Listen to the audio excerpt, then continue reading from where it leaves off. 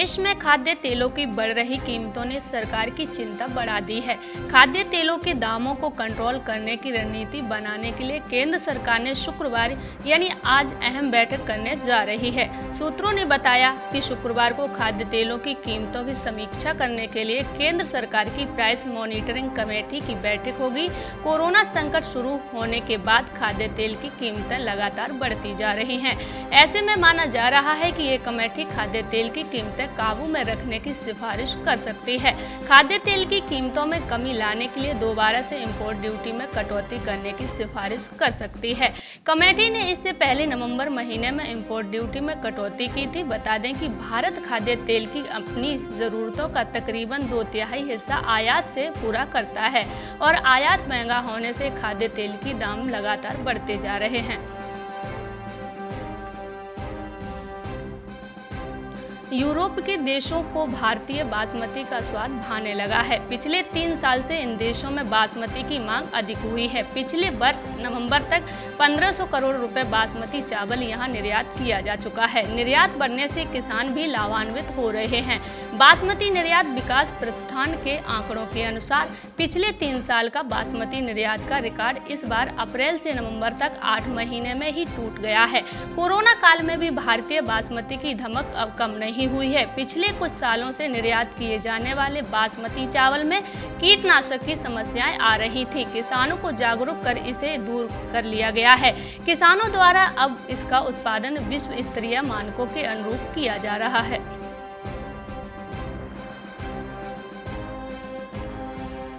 अंडा चिकन कारोबार मुनाफे वाला कारोबार माना जाता था, लेकिन साल 2019 में फीड महंगा होने से 2020 में कोरोना वायरस के अफवाहों के चलते और साल 2021 की शुरुआत में बर्ड फ्लू ने पोल्ट्री व्यवसाय को संकट में ला दिया है। बर्ड फ्लू के मामले मिलने के बाद से ज्यादातर राज्यों ने पोल्ट्री उत्पादों के आवाजाही पर रोक लगा दी है। दिल्ली की गाजीपुर मंडी में हर दिन हरियाणा, पंजाब ही नहीं उत्तर प्रदेश के भी पोल्ट्री व्यवसायी चिकन लेकर आते हैं। यही हाल अंडे भी है। हरियाणा के पंचकूला में लेयर और ब्रायलर फार्म है, जहां से अंडे और चिकन दोनों बाहर जाते हैं, लेकिन यहां पर अंडे और चिकन की आवाजाही पर रोक लगा दी गई है।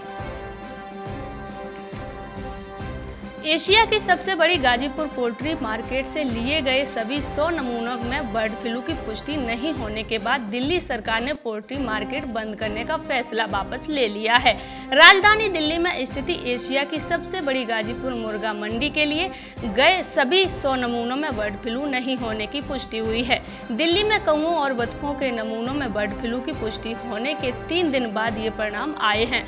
कौओं और बतखों के नमूनों में बर्ड फ्लू की पुष्टि के बाद दिल्ली सरकार ने सोमवार को शहर के बाहर से लाए जाने वाले प्रोसेस्ड एवं पैकेट बंद चिकन की बिक्री पर रोक लगा दी थी। दिल्ली सरकार ने एहतियात के तौर पर 10 दिन के लिए पोल्ट्री बाजार भी बंद कर दिया था।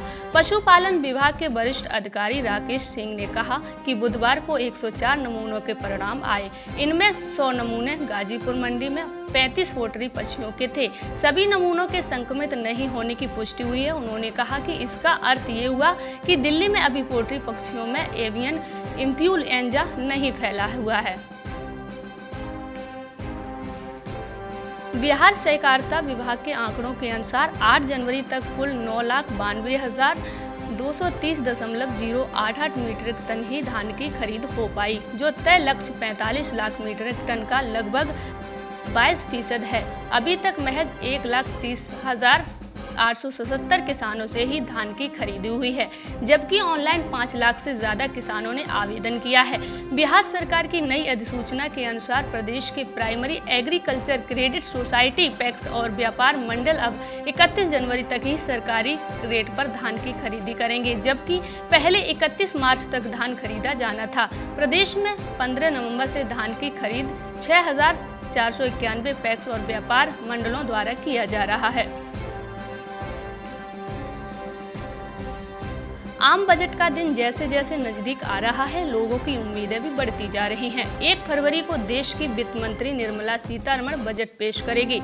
जवान, किसान और आम इंसान सब इसी की सभी की इस बजट से काफ़ी उम्मीदें हैं कि उनके लिए कुछ खास होगा। हालांकि वित्त मंत्री भी इशारा कर चुकी हैं, इस बार का बजट काफ़ी स्पेशल होगा। किसानों को उम्मीद है कि वित्त मंत्री उनके लिए कुछ खास ऐलान करेगी। मीडिया रिपोर्टर्स की माने तो खबर है कि पीएम किसान सम्मान निधि योजना की रकम में इजाफा किया जा सकता है। अभी किसानों को इस स्कीम के जरिए सालाना 6,000 रुपये उनके खातों में डायरेक्ट ट्रांसफर किए जाते हैं। अब खबर ये है कि इस रकम को बढ़ाया जा सकता है।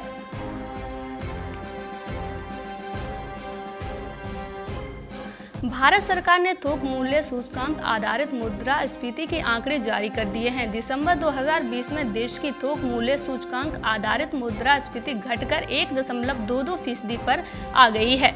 खाद्य वस्तुओं के दाम घटने से थोक मुद्रास्फीति घटी है। नवंबर 2020 में थोक मूल्य सूचकांक आधारित मुद्रास्फीति 1.55% पर थी। दिसंबर 2019 में ये आंकड़ा 2.67% था। उद्योग एवं आंतरिक व्यापार विभाग DPIIT द्वारा जारी आंकड़ों के अनुसार WPI खाद्य सूचकांक पर आधारित मुद्रास्फीति की दर नवंबर 2020 में 4.27% पर थी, जो दिसंबर में घटकर 0.92% रह गई है। उल्लेखनीय है कि दिसंबर में खुदरा मुद्रास्फीति भी घटकर 4.59% पर आ गई है। मुख्य रूप से खाद्य वस्तुओं के दाम घटने से खुदरा मुद्रास्फीति नीचे आ गई है।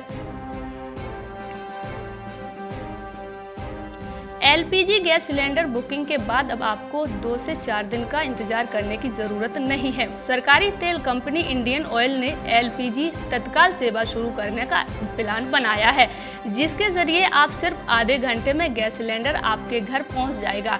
यानी आप जिस दिन सिलेंडर की बुकिंग करेंगे उसी दिन आपको सिलेंडर मिल जाएगा। IOC शुरुआत में हर राज्य के एक शहर में इस सर्विस को शुरू करेगी और वहां पर पहले इस सेवा को शुरू करेगी। इस सेवा के तहत कंपनी अपने ग्राहकों को 30 से 45 मिनट में सिलेंडर पहुंचाएगी। सरकारी तेल कंपनी ने कहा कि इस पर अभी काम चल रहा है, जल्द ही सुविधा को फाइनल रूप दिया जाएगा। कंपनी के अधिकारियों ने बताया कि इस सेवा को 1 फरवरी से शुरू किया जा सकता है।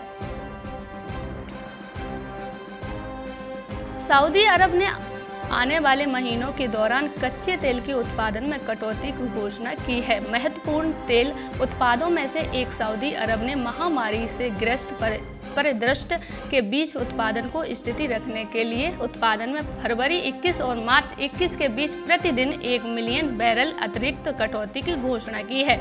इससे कच्चे तेल की कीमतों को कुछ समर्थन मिला, लेकिन घरेलू बाजार में बीते 2 दिनों तक लगातार पेट्रोल डीजल के दाम में बढ़ने के बाद आज शांति रही। दिल्ली में शुक्रवार को पेट्रोल 84.70 रुपये और डीजल 74.88 रुपये प्रति लीटर पर टिका रहा।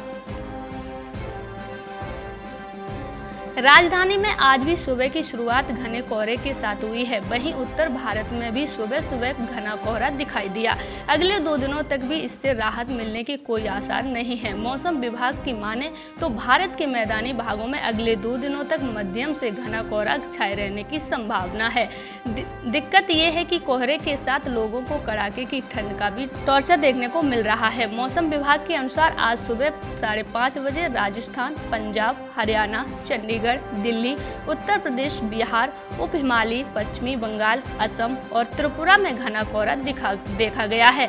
घने कोहरे की वजह से विजिबिलिटी भी कम रही, जिसकी वजह से सुबह काम के लिए बाहर निकलने वालों को दिक्कतों का सामना करना पड़ रहा है।